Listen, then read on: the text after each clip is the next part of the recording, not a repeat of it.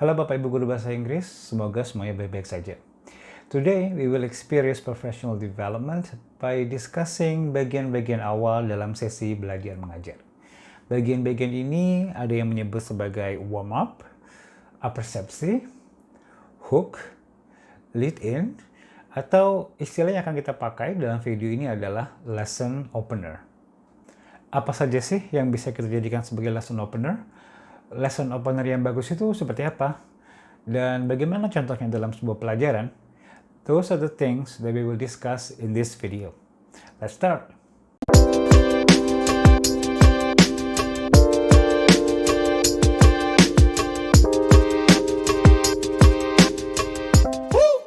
First parts of teaching learning sessions are very important. Mau online, mau face-to-face, lesson opener adalah bagian yang sangat penting. Hal ini biasanya karena kalau di depannya sudah enak, belakang-belakangnya pasti lebih gampang. In this video, yang saya maksud sebagai lesson opener, bukan ketika Bapak Ibu come to the class, say hi, dan menanyakan kabar para siswa. No, that's not it. Kalau itu, kita sudah punya videonya sendiri. Ada linknya nanti ya di video ini. Yang saya masukkan sebagai lesson opener in this video adalah cara Bapak Ibu melakukan kegiatan, activities, hal-hal yang berhubungan dengan pelajaran inti. Contohnya, pelajaran hari ini adalah narrative text. Misal, lesson opener yang Bapak Ibu pilih adalah kegiatan tanya jawab. So you ask questions to the students. Anak-anak, have you ever read a story about a legend or something? Itu adalah contoh yang saya maksud tentang lesson opener di video ini. Okay, so what are the important points that we need to pay attention to when we design lesson openers? There are so many kinds of criteria, Bu. Lesson opener yang bagus itu seperti A, B, C, D, E, banyak sekali kriterianya. Tapi yang jelas, ada 3 karakteristik yang akan membuat lesson openers kita menjadi lesson openers yang sangat bagus. Lesson opener itu harus 1. Purposeful. Apa saja yang kita lakukan di awal pelajaran harus punya tujuannya, oke? Of course, tujuannya adalah topik, tapi akan lebih bagus kalau misalnya kegiatan itu juga berhubungan dengan language objectives-nya, be it grammar, vocabulary, or maybe some skills or strategies that we teach in that particular session. 2. Brief. Singkat. It's a lesson opener. It should not take long time to do the activities. Your biggest portion of the lesson should be in the practice part. 3. Engaging. Saya sedikit susah menerjemahkan kata-kata engaging. Tapi saya yakin Bapak Ibu tahu maksud saya apa. Intinya adalah lesson opener itu harus bisa membuat siswa terlibat secara emosional dan juga kognitif into the lesson, sehingga mereka akan tertarik untuk melakukan kegiatan-kegiatan setelah the lesson opener. Kalau lesson openers kita purposeful, brief, dan engaging, sip. Pak, Bu, now let's take a look at samples of lesson openers, shall we? For the first sample, let's use the topic healthy life. I'm using the book titled When English Rings the Bell. It's for grade 9, starting from page 17. Okay, so I will take the first objective, and the first objective that is to state the purpose or intention to do something. Again, to state the purpose or intention to do something. And of course, we will deal with the vocabulary about health, which you can find here in the student book. We can see it here. Okay. Now, I'm checking the teacher guide and I find the target language such as to, in order that, and so that. Okay, now as we can see here, teacher guide menyarankan kita untuk menggunakan tanya jawab sebagai kegiatan lesson opener. Okay.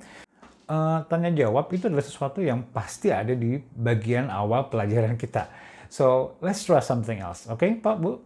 Kita akan menggunakan satu activity yaitu rating or ranking ideas. So before class, I will prepare these PowerPoint slides. As you can see there, the directions are: look at ways to stay healthy below. Rank them from 1 to 5. Dan sudah ada kriterianya. 1 is never, 2 is seldom, 3 is sometimes, 5 usually, and 4 usually, and 5 always. So here I took some of the sentences from the book. Jadi saya nggak begitu mikir panjang, saya ambil beberapa kalimatnya langsung dari bukunya. Okay? So during this session, I will ask someone to share their rating or their ranking on the ideas or sentences. And I will also ask some follow-up questions about the idea. Maybe I have a student named Maulana. Okay? So I can ask Maulana, Maulana, what number do you rank A? Maybe Maulana say 3. Then I ask, why? Maybe Maulana said, I don't like drinking. Then we can use Maulana's answer as a small discussions on being healthy. Is it good, everyone, not liking drinking? And how often do we need to drink? So Maulana, if you want to stay healthy, drink a lot of water. Okay? Nah, pertanyaan tadi, what number do you rank blah blah blah, and why, I can just put those two questions on the board or on my screen or my PowerPoint. And then I will ask Maulana to ask another student. And Maulana can just read the questions, okay? And this activity will make the students talk to each other for a while. After the ranking activity is done, then I'm going to use the sentences that I have on my PowerPoint and check if students actually understand their meaning. I will just ask them directly, do you know the meaning of so that, in order to, and to? Do you know what they are in Bahasa Indonesia? Done. So after the lesson opener, we can just go directly to the main lesson. Now, for the next examples, I'm not going to use any textbooks. As a matter of fact, I'm just going to share with you some information from the topic itself, okay? Let's use the topic last vacation. And the objective will be for students to write an email about their last vacation to their friends. The grammar is obviously simple past tense. And there are some vocabularies like visit, take, try, buy, go, and do. And of course, the possible lesson opener would be the teacher ask questions to the students. Where did you go last vacation? And so on and so on. Another option is actually to ask students to interview their friends about their last vacation. You know, it can be hard for students to actually ask questions, and that's not our point, right? We don't want them just to ask questions, but we want them to ask questions so that they understand about simple past tense more. So why not provide the questions then? You can write on the board in a face-to-face session, or you can just type it on your PowerPoint slides, questions for A to ask to B and vice versa. So that the direction would be A should look at the board or screen, while B looks at A or close your eyes.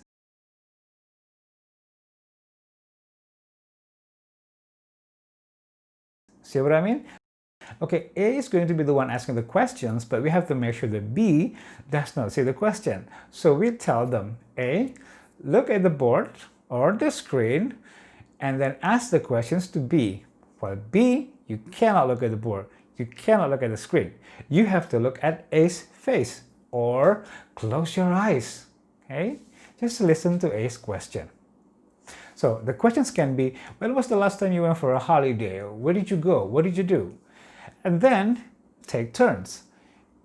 B is going to look at the board or screen, while A is going to look at B or close your eyes. The questions can be, when was the last time you went for a holiday? Did you take pictures? Tell me more. Did you do something interesting? Tell me more. So those are the sample questions. All questions, of course, will lead to simple past tense. And the answers of those questions can be good ideas that they can write in the email. Another example can be, students need to complete a text with picture as the clues that teacher has prepared earlier. Here on my screen, you have the example of combining pictures and also text. Okay, so let's read at the direction. Complete the text below with the correct words. Use the picture or drawing as the clues. So you can just show this in front of the class face to face or on your screen when it's online. Then you can discuss with the students the clues from the picture. For example, number 1, I enjoyed my last vacation. So there I leave the first sentence intact. The second sentence, I flew to Yogyakarta with my family. We visited the palace. We took pictures of ourselves. In the evening, we bought food at Malioboro. After that, we bought or went shopping for souvenirs. We had so much fun. Now, of course, in the real class, it's not going to be that fast, but you get the idea. You can use this text, okay, and to start a small conversation and also to lead them to the past tense. So for example, if number one, I enjoyed my last vacation, they will probably say fly. Fly, good, but look at the first sentence. I enjoyed my last vacation. That's in past tense, right? Do you know the past tense of fly? Then I'm sure one of them will come up with the word flew. And then, the discussions of simple past tense can just go on. My last example will involve multimedia. We can actually play a video on tourism. Say I put a link there on my PowerPoint. So before you play the video, you tell them what they're going to watch. So they're going to watch a video about a tour in Yogyakarta. Okay? Tell them that after they watch the video, you're going to ask them questions. And make sure that your questions lead to the use of simple past tense and also some ideas on what to put in an email telling friends about vacation. Bapak Ibu, hopefully those ideas will help you in your classroom. If you know those ideas already, do them. Practice them, make them perfect in your classroom. But if you haven't tried those ideas, then try them out. Remember, lesson openers, the effective ones, should be purposeful, brief, and engaging. That's all for today. Thank you so much for watching. Good luck!